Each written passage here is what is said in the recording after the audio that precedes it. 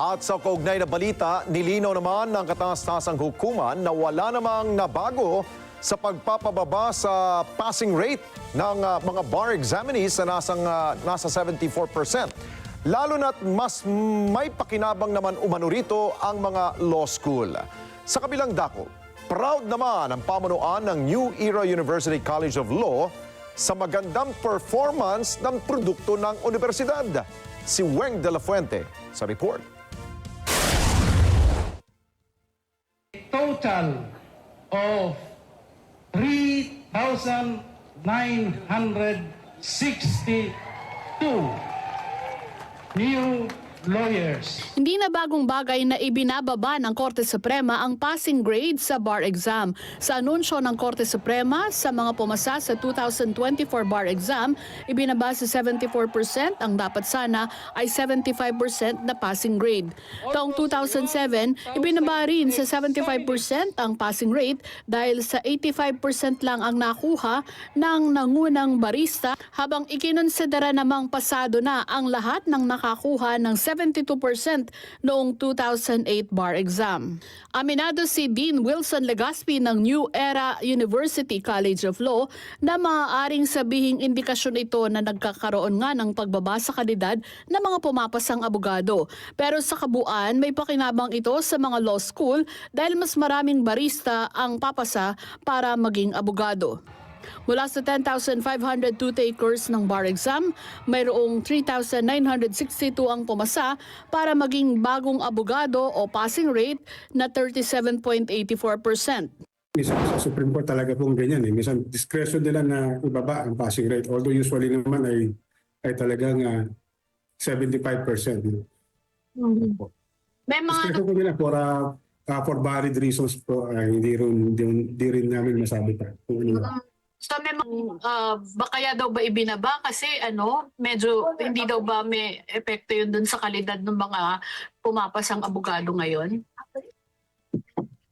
Possible. The more important thing is dahil doon ay mas marami pong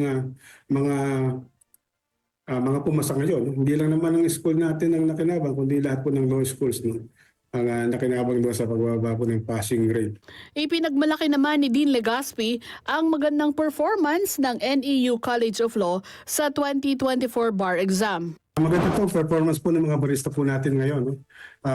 Ang national average po natin ay nasa 37.84, but our bar takers po, ang passing percentage po ay 47.05. So way above the national average po tayo for this year's bar examination. Agad namang nagtungo sa universidad ang tatlo sa bar passers ng NEU. Ibinahagi ng mga abogadong sina Angel Sosa at magkapatid na Joram Ivan at Jogon Ivan Angustia ang kanilang karanasan bilang barista. Bar exam, very humbling experience po siya kasi parang nung umatak na po yung time na magre-review na po kami in the preparation for the bar, parang sobrang doble kayod po yung ginawa. Kita nyo naman po yung highest grade nasa 85 lang kumpara sa previous bar exams. Masasabi ko mahirap talaga yung bar exams ngayon. Napansin ko may mga kailangan mo apply ng logical analysis kasi hindi lang siya case law na lang or sa case nakabase yung tanong kasi may mga iba na paano. Although parang kampante naman ako, pagdating po sa ganyan, ayokong i-assure yung sarili ko hanggang wala pa. Parang ganun po lagi yung naging mindset ko. Hanggang wala pa. Nagpasalamat naman si Dean Legaspi sa pamunuan ng universidad at sa pamamahala ng Iglesia ni Cristo, ang kapatid na Eduardo V. Manalo, sa suportang ipinagkakaloob sa paaralan. Isa sa pinakahahangad ni Dean Legaspi ay tumaas pa ang passing rate ng NEU College of Law at ang pinakaasam ng lahat ng law school na makabilang sa top 10 bar examiners.